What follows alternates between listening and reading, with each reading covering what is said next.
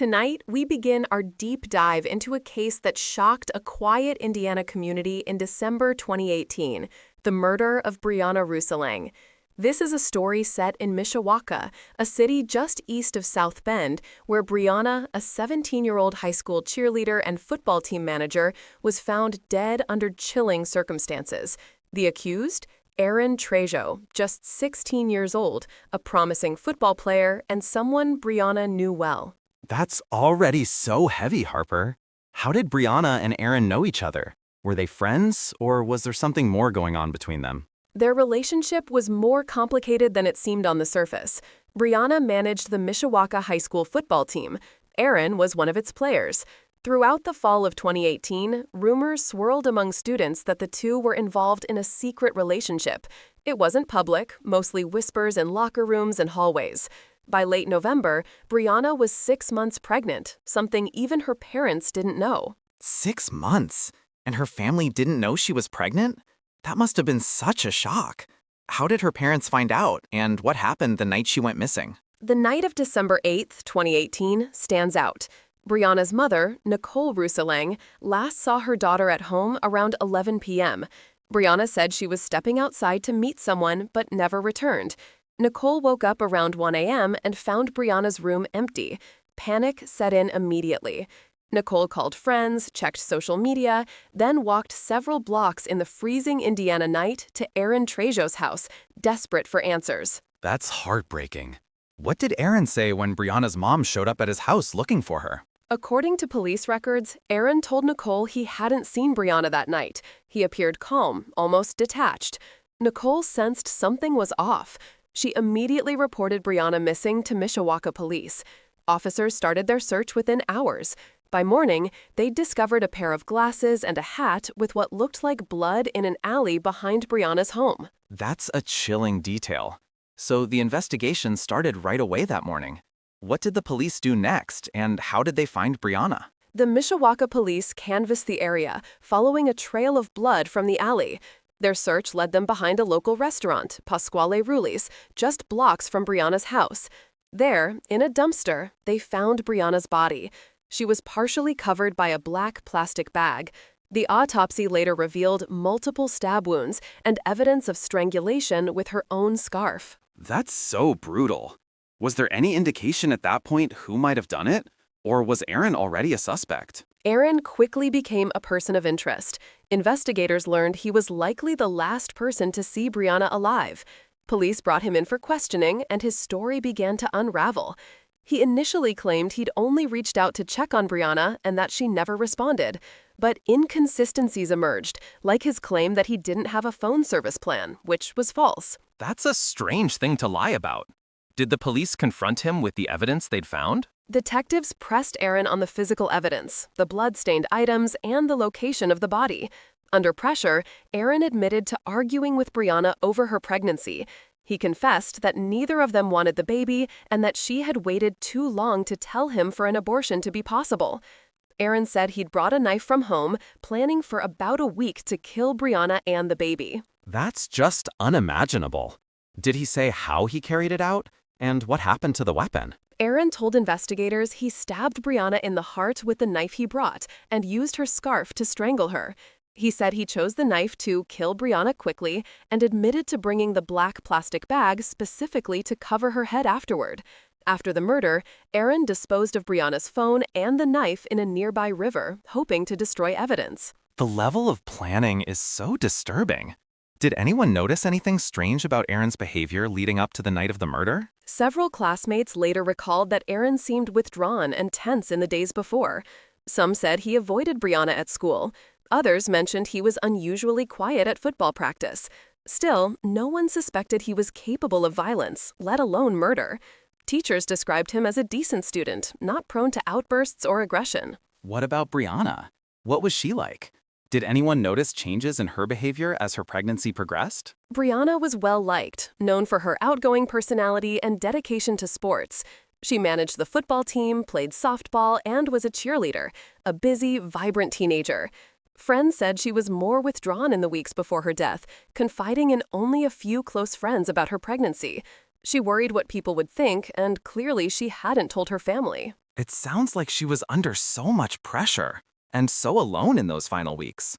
Were there any warning signs or red flags that might have helped someone intervene? In hindsight, there were subtle signs: her withdrawal from social activities, missed classes, and reluctance to talk about her relationship with Aaron.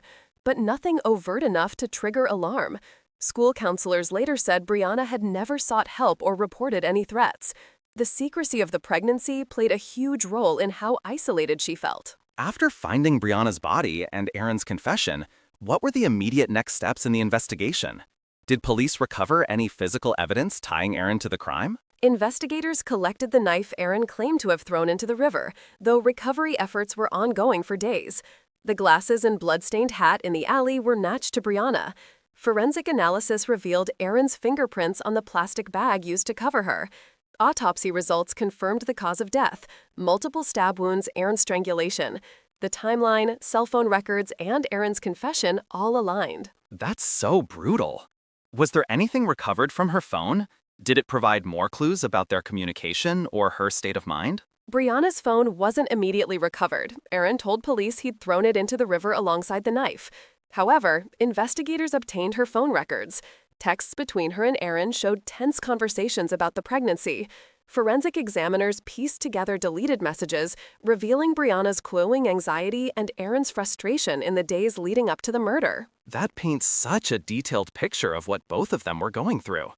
How did the community react when news of Breana's death and Aaron's arrest broke? The Mishawaka community was stunned. Breana's classmates described her as a friend to everyone, and Aaron, the quiet football player, seemed an unlikely suspect. Vigils were held at the high school, and a GoFundMe was set up to help Breana's family with funeral expenses. Local news outlets covered the story extensively, and grief counselors were brought into the school. Did Breana's family speak out publicly? What did they say about her and about what happened? Breana's mother, Nicole Rouhselang, told reporters, "We're just in shock, really. We're in disbelief that this is going on." Her stepmother echoed, "She didn't deserve this. Nobody deserves this." They hadn't known about the pregnancy or her relationship with Aaron. Their focus became seeking justice for Breana and her unborn child. How did Aaron's family respond? Was there any indication from them about what might have led him to do this? Aaron's parents kept a low profile, cooperating with investigators but declining public comment. There were no reported history of violence or abuse in his home. Detectives described the Trejo family as shocked and devastated, unable to reconcile the Aaron they knew with the crime he confessed to. What charges did Aaron face, and how did the legal process begin? Aaron Trejo was charged as an adult, due to Indiana law for defendants 16 or older accused of murder. He faced 1 count of murder and 1 count of feticide, the destruction or abortion of a fetus.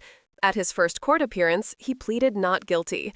The judge ordered he be held without bond. His arraignment took place in St. Joseph County Superior Court, with media present. Feticide. That's a specific charge for killing an unborn baby, right? Was that applied here because Breana was 6 months pregnant? Exactly. Indiana law allows for a feticide charge if a person knowingly or intentionally kills a fetus. Since Breana was around 6 months pregnant and Aaron admitted he intended to kill both her and the baby, prosecutors pursued both charges. This raised the emotional stakes of the case even further. Did Aaron have an attorney or legal representation at this early stage? How did he act in court? At his initial appearance, Aaron was represented by a public defender. He appeared calm and expressionless as the judge led the charges. He answered questions in a soft voice, showing little emotion. Some courtroom observers remarked on his blank demeanor, contrasting with the raw grief of Breana's family. What about the autopsy and forensic findings? Were there any surprising details that emerged from the medical examiner's report? The autopsy was thorough. It confirmed Breana died from multiple stab wounds, primarily to the chest. The scarf used in the strangulation was tied so tightly that it showed marks consistent with asphyxiation before she died. The examiner noted the wound's depth and trajectory, consistent with a single-edged kitchen knife, the kind Aaron described bringing from home. Did forensic experts find any evidence to suggest Breana tried to fight back or defend herself? The report documented defensive wounds on Breana's hands and arms, showing she struggled during the attack. Fingernail scrapings were collected for DNA analysis, though Aaron's confession and fingerprints on the bag made his involvement clear. The evidence painted a picture of a violent struggle in the alley before Aaron dragged her to the dumpster. That's so hard to hear. How did investigators reconstruct the timeline of the night? Did security cameras or witnesses play a role? Investigators pieced together the timeline using multiple sources: cell phone records, witness statements, and surveillance footage from nearby businesses. Cameras captured Aaron walking near the alley around midnight. Witnesses reported hearing raised voices, a brief scream, and then silence. These accounts, combined with forensic evidence, established the sequence of events. Did any of Breana or Aaron's friends come forward with information that helped the investigation? Several friends were interviewed. One friend told police Breana had confided in her about the pregnancy, saying Aaron was angry and didn't want the baby. Another classmate recalled Aaron asking about abortion laws in Indiana in the weeks leading up to the murder. These testimonies corroborated Aaron's confession and the prosecution's theory of motive. Was there any history of violence or threats between them before this night? Did anyone report concerns to school officials or the police? No prior reports of violence. The autopsy revealed Breana died from multiple stab wounds, one piercing her heart. Additionally, her scarf had been tied so tightly around her neck that strangulation occurred before death. The medical examiner stated strangulation was occurring before Breana died. There was evidence of a struggle, defensive wounds on her hands and arms. The autopsy also confirmed she was 6 months pregnant at the time. Did the investigators find any other evidence at the scene, like fingerprints, DNA, or possible murder weapons? While the murder weapon, a knife, was missing, police did find blood matching Breana's on the ground, her glasses, and clothing fibers entangled in her scarf. There were partial fingerprints on the black plastic bag, later matched to Aaron Trejo. Forensic teams scoured the area for the missing knife and Breana's phone, which Aaron later admitted to throwing into a nearby river. Divers were deployed, but neither was recovered immediately. How did Aaron Trejo respond to all this? Did he cooperate with the police during questioning, or did his story change? Initially, Aaron denied seeing Breana that night, claiming she never arrived. He said he messaged her, but she didn't reply. Though police found inconsistencies, like him saying he had no phone service when cell records showed he did. During questioning, Aaron grew quiet and withdrawn, pausing for long stretches. When confronted with physical evidence, he eventually admitted they fought about the pregnancy, saying Breana waited too long to tell him. He confessed to planning the murder for a week and described stabbing her in the heart. That confession must have been chilling. Did he give any insight into his mindset or why he planned the murder for so long? Aaron told detectives neither he nor Breana wanted the baby and blamed her for waiting too long to reveal the pregnancy, making abortion impossible. He said, "I took action. I took her life." He admitted bringing the knife and plastic bag from home, choosing the knife because he thought it would kill Breana quickly. He described methodically placing her body in the dumpster and disposing of evidence in the river. That level of premeditation is so disturbing. Did anyone in his life notice changes in his behavior before the murder? Any signs of planning? Friends and teammates noticed Aaron seemed distracted and withdrawn in the week leading up to the murder. He skipped a few practices, citing headaches. His aunt later mentioned he suffered a concussion a few months earlier, speculating it might have affected his mental state, but there's no official evidence linking the injury to his actions. No one suspected he was planning violence. His demeanor was described as quiet, but nothing out of the ordinary. After his confession, how did the community respond, both at the school and in the broader Mishawaka area? The shockwaves were immediate. Mishawaka High canceled classes for counseling sessions. Students gathered for vigils, leaving notes and flowers near the school entrance. The football team held a moment of silence for Breana. The community was stunned. Both families received an outpouring of support, but also online harassment. Aaron's relatives pleaded for understanding, insisting, "We didn't do nothing wrong." The tragedy forced difficult conversations about teen pregnancy, mental health, and violence. Were there any expert opinions included in the investigation? Psychologists, social workers, or forensic specialists weighing in? Yes, the court brought in forensic psychologists to evaluate Aaron Trejo's state of mind. They noted he showed signs of suppressed anger and emotional detachment, but was fully aware of his actions. Child services and social workers conducted interviews with both families. Forensic specialists provided detailed analysis of the crime scene, explaining the sequence of events based on blood spatter, the tightness of the scarf, and defensive wounds.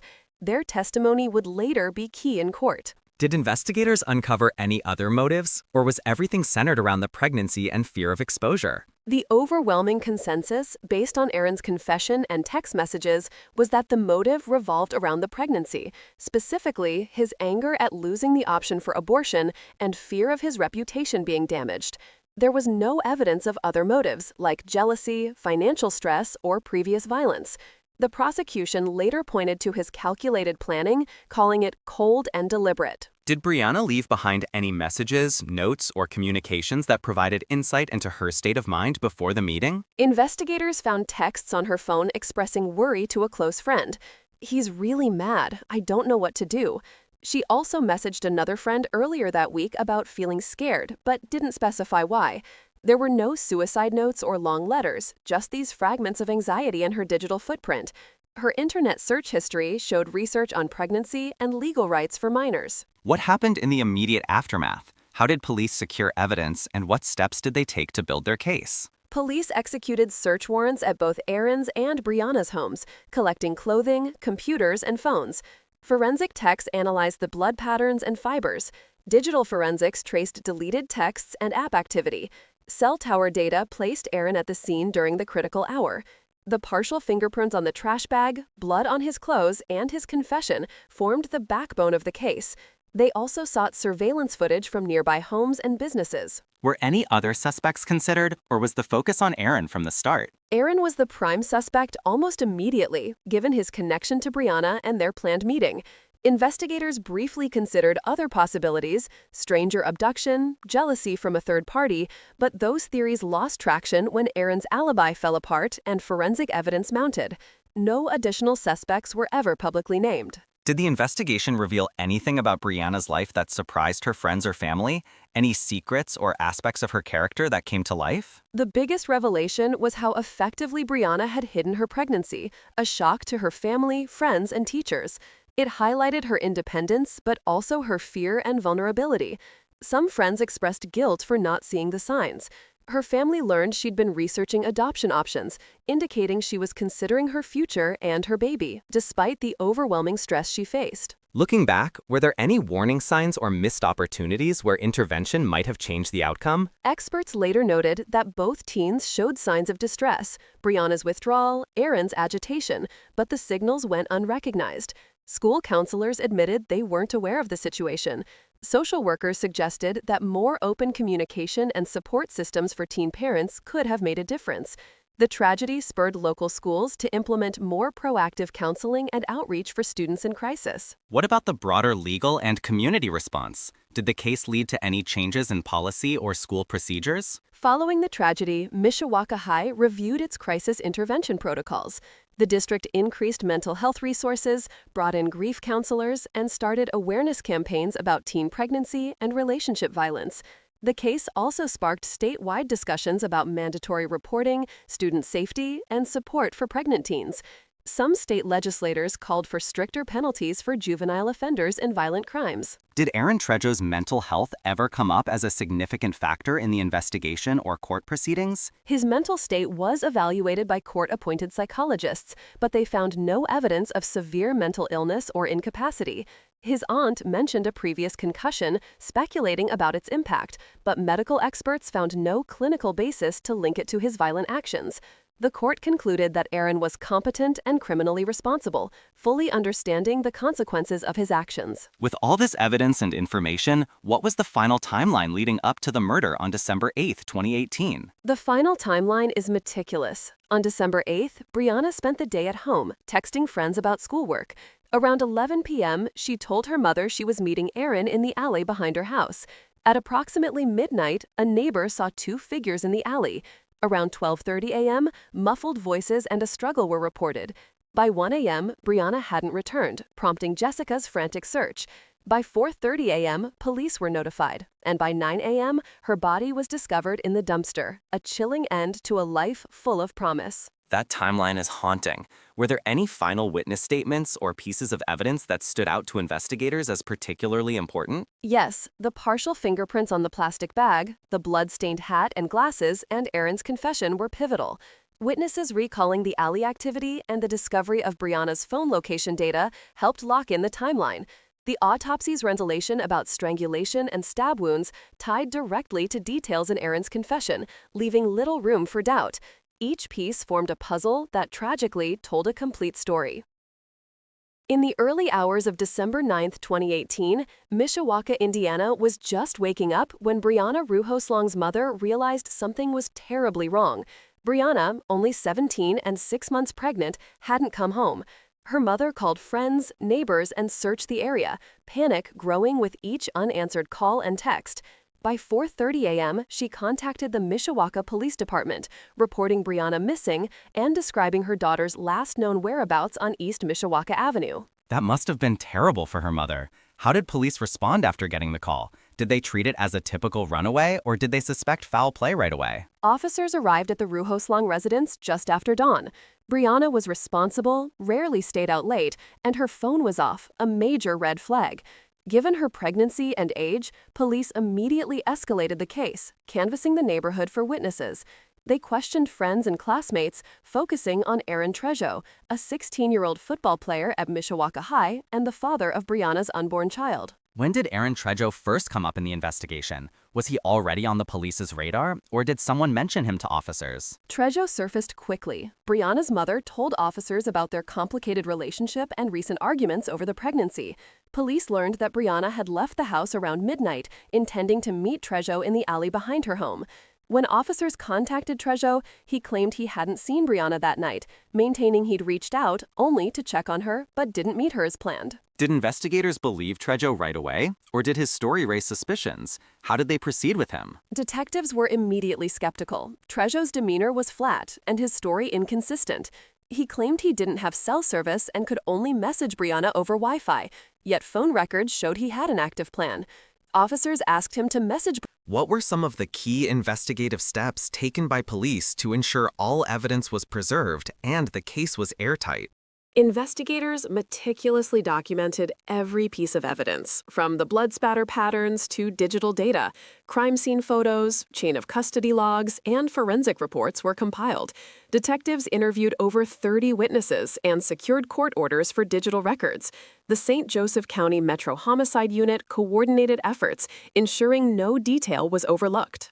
Did police look into Breana's background for any other possible threats or issues, or was the focus solely on Trejo? Police did a thorough background check on Breana's relationships and recent activities. They found no evidence of threats from anyone else. Her friends described her as focused on school and her future, excited but anxious about the baby. The investigation found no indication of gang involvement, bullying, or other risk factors beyond the conflict with Trejo. What about the wider school community? Did Mishawaka High School take any immediate steps to support students or address concerns? Mishawaka High School mobilized quickly. Counseling sessions were set up for students and faculty, security was increased, and administrators met with parents to address concerns.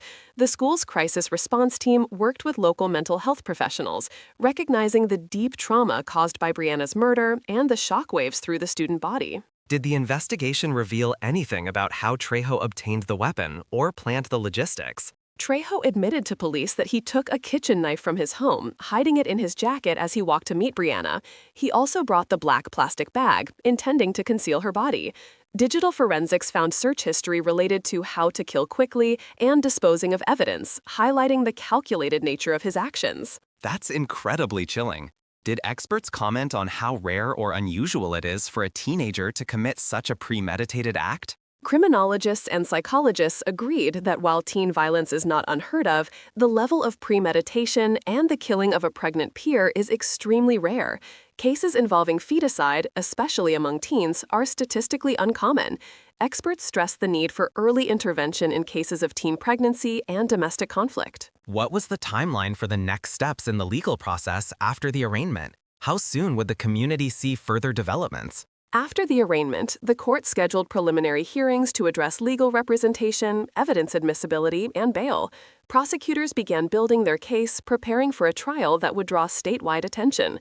Trejo remained in custody, with all eyes on the upcoming proceedings and the search for justice for Breana and her unborn child. After Breana Rouhselang was reported missing in the early hours of December 9, 2018, Mishawaka police responded immediately, canvassing the area behind her home.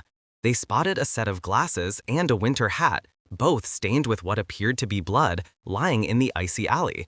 These items became the first critical pieces of physical evidence, launching a methodical forensic sweep of the scene. That must have been a harrowing discovery. How did investigators process the scene after finding those items? Did they call in specialists right away, or did the local officers handle the evidence collection themselves? As soon as the blood was confirmed, crime scene technicians were called in. They worked through the frigid pre-dawn hours, meticulously cordoning off the alley behind Breana's house. Every inch was combed for trace evidence, fibers, hair, and blood drops. Investigators used luminol to trace blood trails invisible to the naked eye, mapping a path leading to a commercial dumpster behind Rully's Italian restaurant. So the luminol revealed more blood? Did that lead directly to Breana's body, or was there more searching involved? And what condition was the scene in when they opened the dumpster? The luminol illuminated faint smears and droplets, drawing a grim line directly to the dumpster. When officers opened it, they found Breana's body partially concealed in a black plastic garbage bag. Her scarf was tightly knot around her neck, and her upper torso was covered. The area was immediately sealed for forensic documentation. Photographs, sketches, and measurements were taken before the body was moved. That's just heartbreaking. After securing the scene, what steps did the crime lab take? Were there any immediate signs of how she died, or did investigators have to wait for autopsy results? Initial observations pointed to trauma. Blood staining and the knotted scarf suggested both stabbing and strangulation. However, official cause of death came from the autopsy, conducted the next morning by the St. Joseph County coroner. The report found multiple stab wounds, with one to the heart being fatal. The scarf had been tied so tightly, strangulation was occurring before she died. Forensic pathologists also confirmed Breana was about 6 months pregnant. Did they recover any other physical evidence from the dumpster or the surrounding area?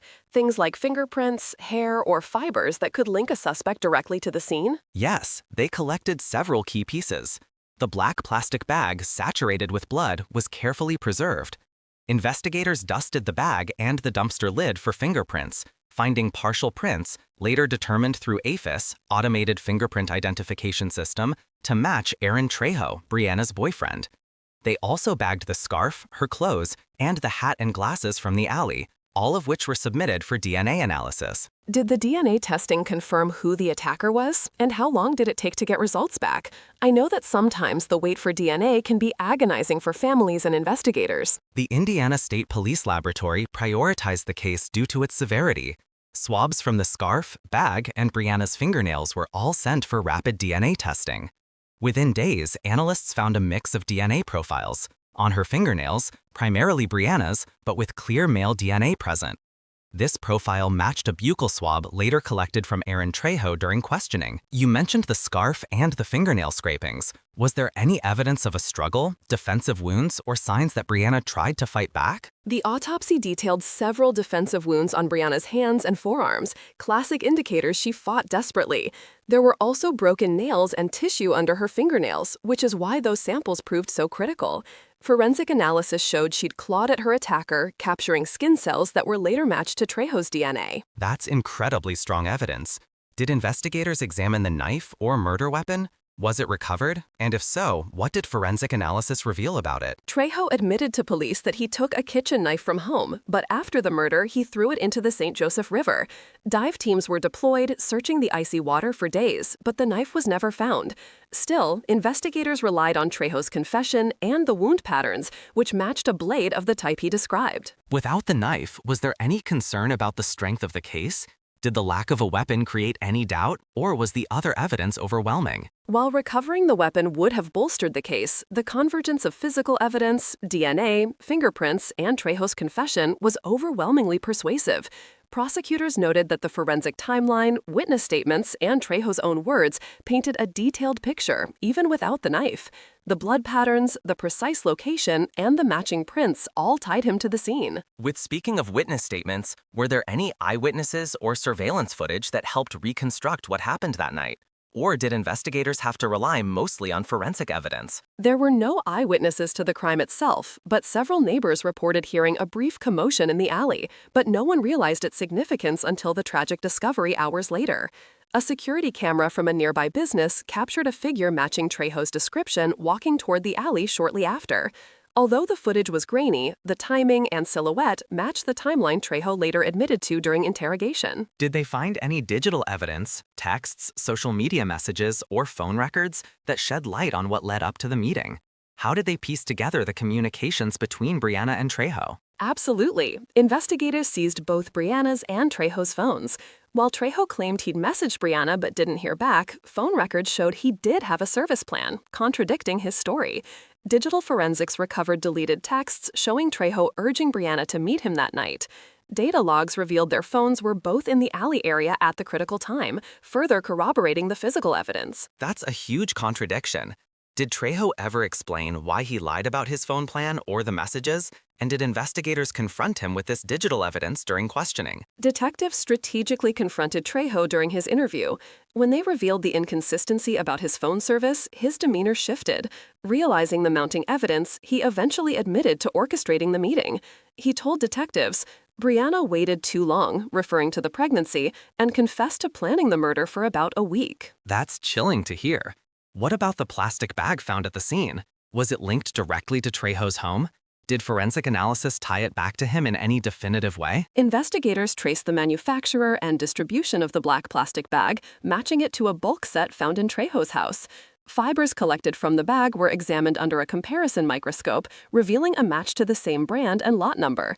Additionally, dog hairs found on both the bag and inside Trejo's home supported the connection. That's fascinating forensic work. Were there any footprints, tire marks, or other trace evidence that helped establish Trejo's movements that night? Technicians documented partial shoe prints in the alley mud, consistent with Trejo's size and style of athletic shoes. No tire marks were found, supporting the theory that Trejo walked to and from the scene. Soil and gravel embedded in his shoes, later seized at his house, matched samples from the alley, further placing him at the location. Did any forensic experts testify about the evidence in court? What did they say about the strength of the case, especially regarding the DNA and fingerprints? During the pretrial hearings, forensic analysts from the Indiana State Police Laboratory detailed the DNA matches, the fingerprint analysis, and the fiber comparisons. One expert testified that the odds of the male DNA under Breana's fingernails belonging to anyone but Trejo were astronomically low. The partial prints on the dumpster and bag matched Trejo's right hand, further reinforcing the physical evidence. Was there any evidence that Trejo tried to clean up or cover his tracks after the crime? Did he take any actions that complicated the forensic investigation? Trejo attempted to eliminate evidence by disposing of Breana's phone and the murder weapon in the river. He also wiped his hands on the alley wall. Smears of blood matching Breana's DNA were found there. But his attempts were ultimately incomplete. Trace blood on his jacket and shoes remained, and the digital trail on his phone betrayed his movements. That's a lot of detail. Yes, there were contradictions. While Olivia described Breana as nervous but hopeful, another friend, Jenna McCarthy, said Breana had been distraught and scared in the days leading up to her death, worried about Aaron's reaction. Aaron himself initially denied knowing about the pregnancy, but classmates recalled overhearing him talk about not wanting to be a dad and expressing frustration that Breana waited too long. These conflicting statements made it clear that more was going on beneath the surface. Did any forensic experts weigh in on the physical evidence found at the scene? What details did they uncover that helped clarify the timeline or implicate Aaron Trejo? Forensic investigators meticulously processed the alley behind Rouhselang's home and the dumpster behind Pasquale Rulli's restaurant, where her body was found. They recovered Breana's glasses and a knit hat with bloodstains, and later found more blood spatter leading to the dumpster. The black plastic bag covering her head was traced back to a roll found in the Trejo family's garage. DNA analysis confirmed the blood on the items matched Breana. The autopsy was pivotal. It showed multiple stab wounds, with one fatal wound to the heart, and strangulation marks from a scarf tightly knotted around her neck. How did investigators piece together Trejo's involvement from the forensic evidence and his changing story? Was there a turning point in the interrogation? The turning point came during a second round of questioning. Detectives confronted Trejo with the forensic evidence, including the bloodstains and the plastic bag. When asked if he and Breana fought over the pregnancy, Trejo quietly admitted yes. He then confessed to bringing a knife from home, choosing it specifically to kill Breana quickly, and said, "I took action. I took her life." Trejo also admitted he had planned the murder for about a week, knowing Breana's pregnancy was too far along for abortion. He confessed to tossing her phone and the knife into the St. Joseph River, which was later corroborated by police divers who recovered the discarded items. That confession must have been devastating for Breana's family. Did Nicole Rouhselang or other family members provide statements about their relationship with Breana and their reaction to the investigation? Nicole Rouhselang was interviewed multiple times. In her initial statement, she expressed disbelief and grief, saying, "I woke up this morning and wanted to send her a text, but there'd be nobody on the other end."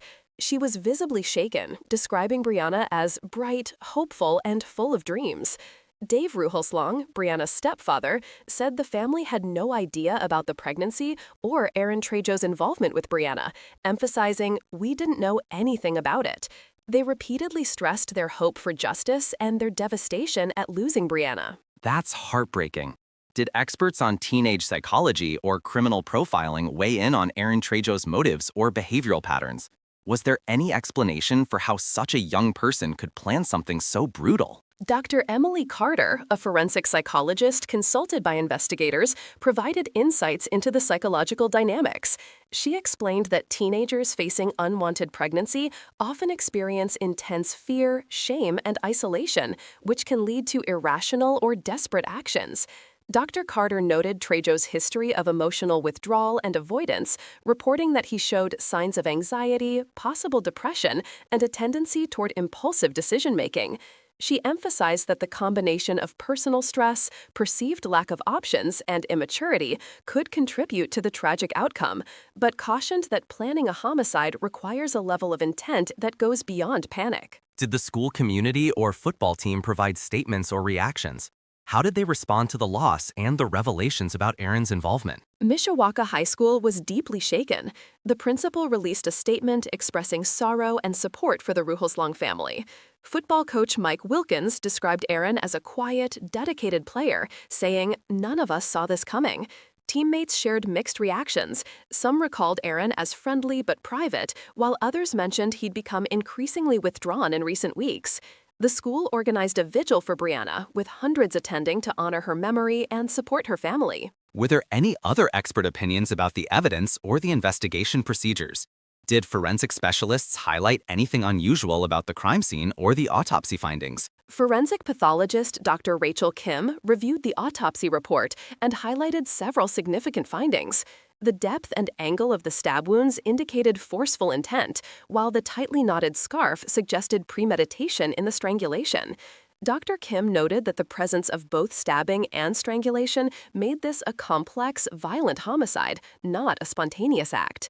Crime scene analyst Detective Mark Hughes commented that the blood spatter pattern matched Trejo's confession, confirming Breana was attacked in the alley and then moved to the dumpster. The matching fibers from the scarf and plastic bag further strengthened the case. Did any witnesses or neighbors express fear or concern about safety after the murder? How did the local community react in the aftermath? Many neighbors expressed shock and fear. Angela Greer, the neighbor whose dog barked that night, shared her worries about safety, saying, "I never imagined something this horrible could happen so close to home." Community members organized neighborhood watches and increased lighting in alleys. Local churches held support meetings for grieving students and families. The sense of loss and vulnerability was palpable, with many struggling to make sense of how such a tragedy could unfold within their close-knit community. Were there any conflicting or controversial statements from witnesses that complicated the investigation? Did anyone dispute the timeline or the events leading up to the murder? A few conflicting accounts did arise. One witness, Tom Landers, claimed he saw Trejo walking toward the alley at 11:10 p.m., but couldn't confirm if Breana was with him. Another, Emily Foster, insisted she saw Breana near her home at 11:25 p.m., appearing distressed and hurried. Investigators reconciled these accounts by matching surveillance footage from nearby businesses, which showed both teens entering the alley around 11:20 p.m. Though some minor timeline discrepancies existed, the forensic evidence and Trejo's confession ultimately clarified the sequence of events. How did police ensure the integrity of the investigation, especially with so many young witnesses and emotional family members involved? Were there any procedural challenges? Investigators took special care with witness interviews, bringing in school counselors and victim advocates to support traumatized teens and family members. Each interview was recorded and corroborated with forensic evidence where possible. Detectives also conducted multiple rounds of questioning to identify inconsistencies and resolve them through forensic analysis. The lead investigator, Lieutenant Alex Arendt, emphasized transparency and community outreach throughout, ensuring that rumors and misinformation didn't derail the process. Did any forensic evidence or witness statements point to someone other than Trejo? Or was he always the primary suspect? Initially, police considered multiple possibilities, given the lack of witnesses to the actual attack. Early on, detectives questioned whether Breana might have met someone else in the alley. However, no evidence supported another perpetrator. All forensic traces, including DNA, fingerprints on the plastic bag, and blood spatter, pointed to Trejo. His confession and discarded items sealed the case, leading investigators to focus solely on him as the primary suspect. Did investigators or experts mention any psychological warning signs or behavioral changes in Trejo before the murder? Was there anything that could have indicated he was planning something violent? Teachers and classmates described Trejo as increasingly withdrawn and irritable in the weeks leading up to the murder. He missed several football practices and appeared distracted in class. Dr. Carter noted these changes as potential red flags, particularly his avoidance of friends and decreased interest in activity. Still, the level of premeditation evidenced by his confession surprised many. No one suspected he was capable of such violence. Did the school community or football team provide statements or reactions? How did they respond to the loss and the revelations about Aaron's involvement? Were there any signs from Breana that she felt threatened or fearful of Aaron in the days before her death? Did she confide in anyone about her worries? Breana confided in Olivia Sanders about her anxiety over Aaron's reaction. She told Olivia, "I don't know what he'll do. I just hope he'll listen." Jenna McCarthy recalled Breana expressing fear but also determination to resolve things. Friends remembered Breana as hopeful but scared, highlighting her vulnerability. Did the autopsy or forensic experts find any evidence indicating a struggle or self-defense? Was there anything unusual about the wounds or the scene? The autopsy revealed defensive wounds on Breana's hands and arms, indicating she fought back during the attack. The pattern and depth of the stab wounds suggested rapid, forceful blows. Dr. Kim noted the strangulation marks from her scarf were so deep that they occurred before death, consistent with a violent struggle. The crime scene showed scattered personal items, her phone, glasses, and hat, consistent with an altercation in the alley. How did investigators piece together Trejo's involvement from the forensic evidence and his changing story? Was there a turning point in the interrogation? The turning point came during a second round of questioning. Detectives confronted Trejo with the forensic evidence, including the bloodstains and the plastic bag. When asked if he and Breana fought over the pregnancy, Trejo quietly admitted yes. He then confessed to bringing a knife from home, choosing it specifically to kill Breana quickly, and said, "I took action. I took her life." Trejo also admitted he had planned the murder for about a week, knowing Breana's pregnancy was too far along for abortion. He confessed to tossing her phone and the knife into the St. Joseph River, which was later corroborated by police divers who recovered the discarded items. That confession must have been devastating for Breana's family. Did Nicole Rouhselang or other family members provide statements about their relationship with Breana and their reaction to the investigation? Nicole Rouhselang was interviewed multiple times. In her initial statement, she expressed disbelief and grief, saying, "I woke up this morning and wanted to send her a text, but there'd be nobody on the other end." She was visibly shaken, describing Breana as bright, hopeful, and full of dreams. Dave Rouhselang, Breana's stepfather, said the family had no idea about the pregnancy or Aaron Trejo's involvement with Breana, emphasizing, "We didn't know anything about it." Breana left her house around 11 p.m. on December 8, 2018, to meet Aaron in the alley behind her home. Witnesses reported seeing them together around 11:15. By 11:30, the struggle occurred. The exact time is narrowed down based on neighbor testimony and phone data. Aaron disposed of her body in the dumpster by midnight, then walked home, discarding the knife and Breana's phone in the river on his way. What did Aaron say during his interrogation? Was he cold or remorseful? Did he try to minimize his actions? During interrogation, Aaron initially denied involvement, insisting he just waited for Breana, but she never showed. When pressed with evidence, blood, witness accounts, inconsistencies, he quietly admitted yes when asked if they fought over the pregnancy. He later confessed, "I took action. "I took her life," with a chilling lack of visible remorse. That's so haunting. Did the police consider any other suspects, or was Aaron the only focus once all the evidence was gathered? Early on, police interviewed several classmates, teammates, and even Breana's ex-boyfriend, but all alibis checked out, and no one else had motive, means, or opportunity. The physical and forensic evidence overwhelmingly pointed to Aaron, so the investigation quickly narrowed exclusively to him. Were there any theories floating around? Rumors or alternative explanations that investigators had to rule out? Social media buzzed with rumors. Some speculated Breana had run away. Others believed a jealous rival was involved. Investigators followed every lead, but surveillance, digital records, and testimony eliminated these possibilities. The sole theory that fit all evidence was Aaron's premeditated act to avoid fatherhood and responsibility. Did forensic experts testify to anything unusual about the crime scene or the way Breana was killed? Forensic pathologists noted the combination of strangulation and stabbing suggested a personal, rage-fueled attack. The scarf, knotted so tightly, indicated Aaron wanted to ensure silence and control. Multiple stab wounds to the heart were identified as the cause of death, all inflicted with a single, sharp kitchen knife brought from Aaron's home. Was there any indication that Aaron had previous violent tendencies or behavioral issues? Aaron Trejo had no prior criminal record or reported violent behavior. Teachers described him as quiet and focused on football. However, teammates mentioned he could be intense under stress.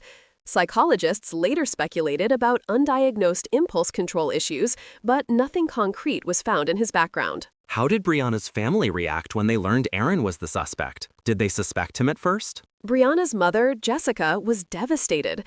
She never suspected Aaron, seeing him as just a classmate. She told reporters, "I just want to know why." The revelation that Aaron, someone Breana trusted, was responsible shattered the family and community. Their grief was compounded by the betrayal. Did the police find any evidence on Aaron's devices? Texts, searches, deleted files that helped build their case? Detectives recovered deleted messages between Aaron and Breana, as well as Google searches about abortion timelines, crime scene cleanup, and legal consequences for minors. This digital evidence demonstrated planning and consciousness of guilt, strengthening the prosecution's case. Did Aaron ever express regret or try to justify his actions during or after his confession? Aaron's confession was chillingly matter-of-fact. He claimed he had no other choice, blaming Breana for waiting too long to tell him about the pregnancy. He did not express genuine remorse. His statements were cold, suggesting a disturbing detachment from the brutality of his actions. Were there psychological evaluations done on Aaron after his arrest? Did experts testify about his mental state? Aaron underwent a psychological evaluation as part of pretrial procedures. Experts found no evidence of severe mental illness, but noted signs of emotional immaturity, poor coping skills, and a profound inability to process consequences. He was deemed competent to stand trial. How did the community react to the arrest and the revelations about Aaron's motive? The Mishawaka community was rocked by shock and grief. Breana's classmates held vigils, and the high school provided counseling. Many struggled to reconcile the image of Aaron as a star athlete with the reality of his actions. The case ignited intense debate about communication, reproductive rights, and teen mental health. Were there any major twists or surprises as the investigation unfolded, or did the evidence always point to Aaron? While Aaron was always the primary suspect, the level of premeditation shocked even veteran detectives. His confession, the planning, and the cold execution, all from a 16-year-old, were deeply unsettling.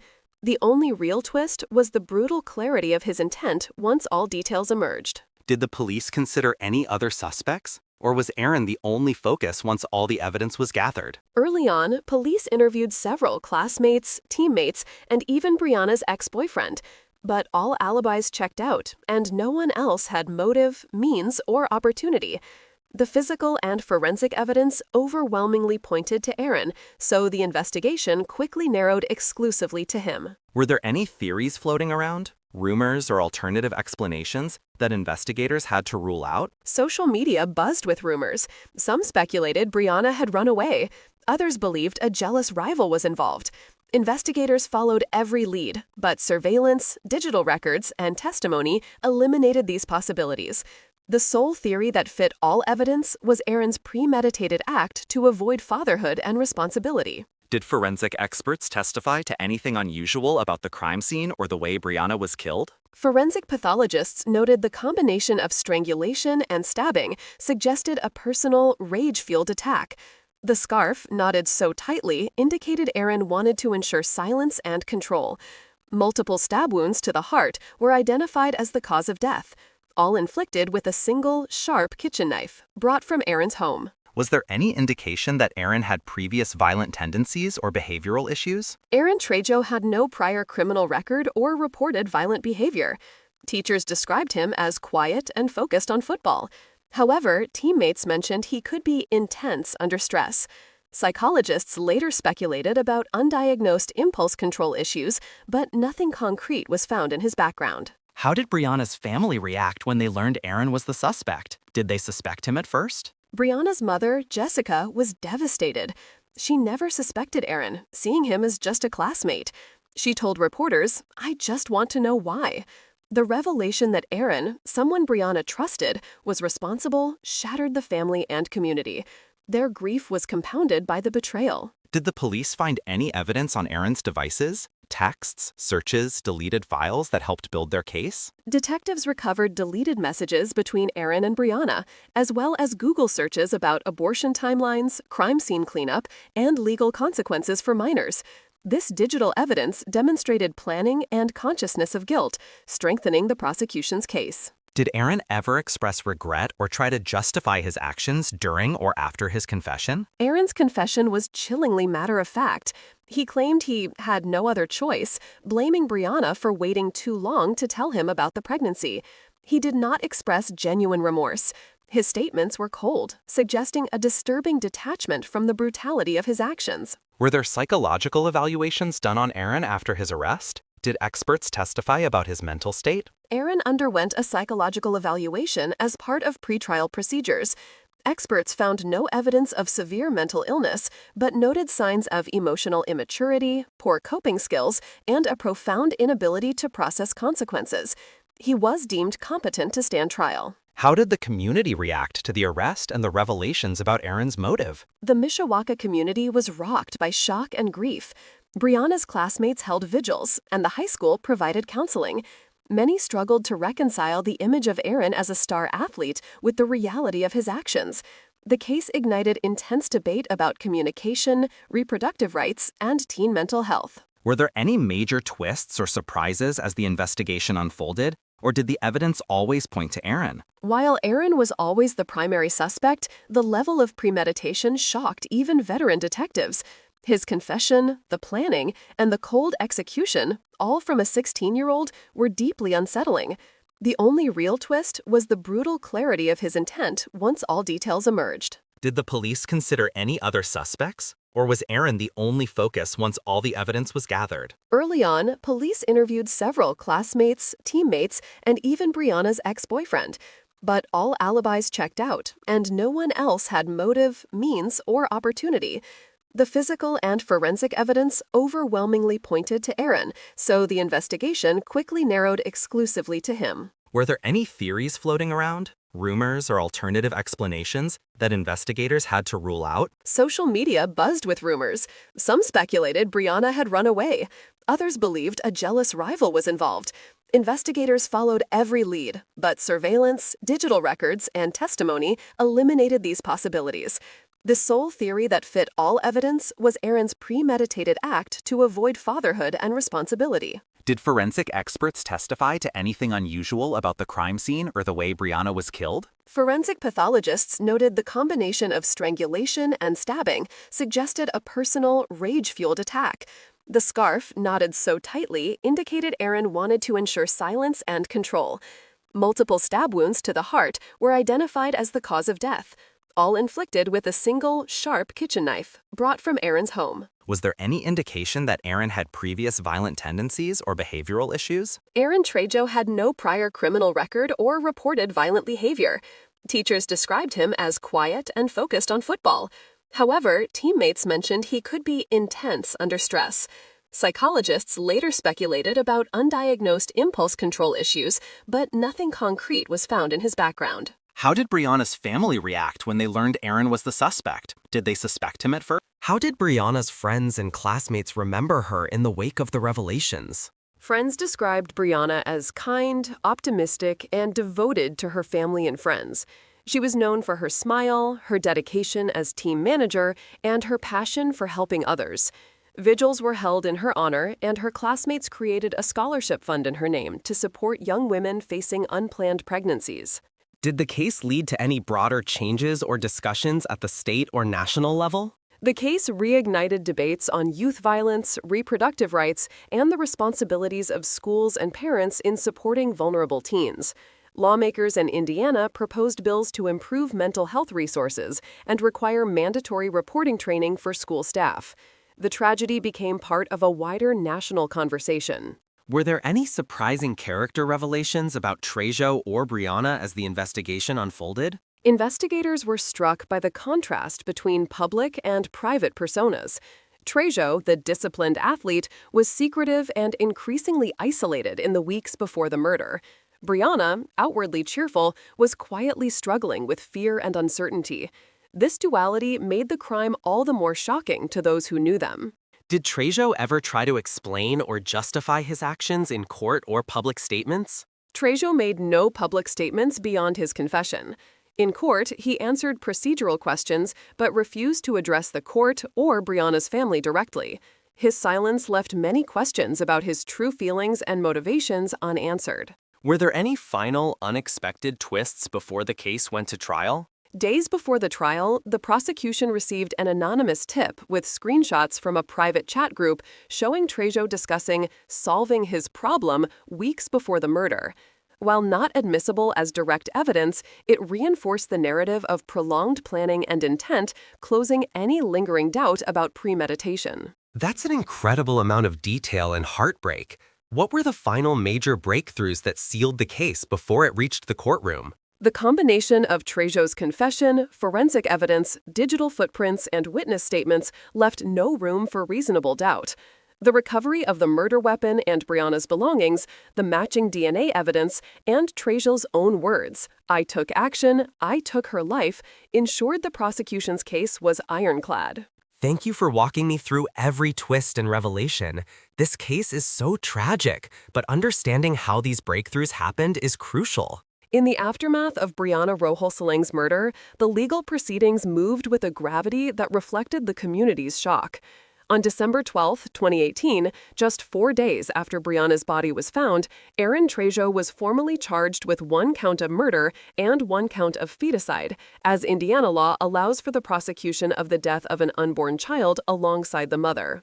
Investigators painstakingly reconstructed the timeline, Breana's last known movements, Trejo's actions, and every item of physical evidence recovered from the scene. After Aaron was charged, what was the community's reaction? Did people believe justice would be served, or were there doubts about the investigation and prosecution? The community's response was a complex mix of grief, anger, and disbelief. Mishawaka High School students organized vigils, leaving notes and flowers near the alley where Breana was last seen. Many struggled to reconcile the image of Aaron, a popular sophomore football player, with the brutality of the crime. Some questioned how someone so young could plan and execute such violence, especially against a teammate and friend. There was widespread demand for a thorough investigation and justice for Breana and her unborn child. What specifically did the investigation focus on after the initial arrest? Were there any lingering questions or doubts about Aaron's confession or the evidence? Investigators zeroed in on Aaron's digital footprint, scrutinizing his phone records, social media activity, and any communications with Breana or others in the days leading up to the murder. They also re-interviewed witnesses, including students who had seen Breana in the hours before her disappearance and staff who recalled interactions between Breana and Aaron. Forensic teams returned to the crime scene multiple times, collecting fibers, blood evidence, and any trace materials from the alleyway and dumpster. Despite Aaron's confession, detectives noted inconsistencies in his initial statements, particularly his claims about their meeting and his attempts to conceal his involvement. Was there any evidence that suggested Aaron didn't act alone, or that someone else might have been involved or aware of his plan? Investigators explored that possibility thoroughly. They examined phone records to see if Aaron had communicated with anyone about his intentions, and they spoke with close friends and teammates. No credible evidence surfaced that implicated another party in the planning or execution of the murder. However, some classmates reported that Aaron had seemed agitated in the week leading up to the crime, and one witness claimed he'd overheard Aaron talking about not wanting to be a father, though no one realized the gravity of those words until after Breana's death. Did Aaron ever explain in detail why he chose that specific night and location for the murder? Was there a significance to the alley or the dumpster behind the restaurant? According to the affidavit, Aaron told detectives he'd planned the murder roughly a week in advance, choosing the alley behind Breana's home because it was secluded and familiar. The restaurant's dumpster was just a short walk away and provided a place to quickly conceal the body. Aaron admitted to bringing a black plastic bag from home, intending to use it after the act. He said he wanted to end it quickly, which is why he brought a knife and stabbed Breana in the heart. Prosecutors later emphasized the premeditation, citing Aaron's step-by-step preparation. How did forensic evidence support or contradict Aaron's confession? Were there any discrepancies between his statements and what the investigators found? Forensic evidence largely corroborated Aaron's confession. The autopsy revealed multiple stab wounds, with a fatal wound to the heart and evidence of strangulation from Breana's scarf, which had been tied so tightly that asphyxiation was occurring before death. The presence of the black plastic bag, blood evidence in the alley, and Breana's personal items all matched Aaron's account of the crime. Investigators also found text messages on Aaron's phone that contradicted his initial claims of not having recently spoken to Breana, reinforcing the prosecution's case. Were there any unresolved questions about Aaron's motive, or did his confession provide a clear picture of why he killed Breana? Aaron's confession revealed that he was primarily motivated by anger and fear regarding the pregnancy. He told detectives neither he nor Breana wanted to have the baby, and expressed frustration that Breana had waited too late to tell him, eliminating the option of abortion. Psychologists later testified at sentencing that Aaron demonstrated signs of emotional immaturity and poor impulse control, but also a chilling capacity for calculated violence. Some experts argued that his actions reflected a profound inability to cope with responsibility and social pressure. Did the defense present any alternative theories, such as mental illness or outside influence, or did Aaron's guilty plea bring those arguments to an end? Aaron's legal team initially explored a potential mental health defense, requesting psychological evaluations to determine his competency and mental state at the time of the offense. However, after months of legal maneuvering, Aaron surprised the court by pleading guilty to both murder and feticide in October 2019 during what was supposed to be a routine status hearing. This plea effectively ended further exploration of alternative theories in open court, though the psychological reports were referenced during sentencing. What were some of the most significant details revealed during the sentencing phase? Did any new information about Aaron's background or Breana's final moments come to light? During sentencing, the prosecution presented a timeline based on surveillance footage, witness accounts, and digital evidence. They outlined how Aaron left his home around midnight, met Breana in the alley, and attacked her. The court heard from Breana's mother, who described the panic of searching for her daughter and the moment she realized something terrible had happened. Aaron's family, meanwhile, spoke of his previously unremarkable behavior and academic record. Psychological experts detailed Aaron's lack of prior violent incidents, but noted a pattern of emotional withdrawal in the months leading up to the crime. What sentence did Aaron ultimately receive, and how did the judge justify the decision? On January 7, 2020, Aaron Trejo was sentenced to 65 years in prison for murder and an additional 10 years for feticide, to be served concurrently, totaling 75 years. The judge cited the horrific nature of the crime, the planning involved, and the vulnerability of both victims as aggravating factors. The sentence reflected the maximum allowed under Indiana law, underscoring the court's view of the crime's severity. The judge called it a tragedy that defies understanding, acknowledging the pain inflicted on both families. Is Aaron eligible for parole, or will he serve the entire sentence?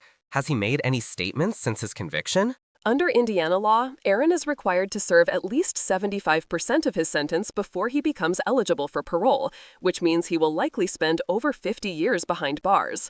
As of now, Aaron has not made any public statements, expressing remorse or offering further explanation. His family has maintained a low profile, and his defense team has not commented beyond the formal proceedings. The lack of closure has left many in the community with lingering questions about Aaron's state of mind and the warning signs that may have been missed. Were there any ongoing investigations or civil lawsuits related to the case, such as against the school or others who may have known about the pregnancy or Aaron's intentions? While there were initial calls to investigate whether school officials or classmates could have prevented the tragedy, no formal civil lawsuits have been filed against the school district or individuals connected to Breana or Aaron. The school undertook a review of student support protocols, particularly around pregnancy and mental health, but internal investigations concluded that staff were unaware of Breana's pregnancy and Aaron's plans. Law enforcement also found no evidence of prior threats or actionable warning signs reported to authorities. Were there any unresolved mysteries or conspiracy theories that have persisted despite the official resolution of the case? Some community members have speculated about whether Aaron truly acted alone or whether he confided his plans to anyone who failed to intervene. Online forums have debated the timeline, with some questioning how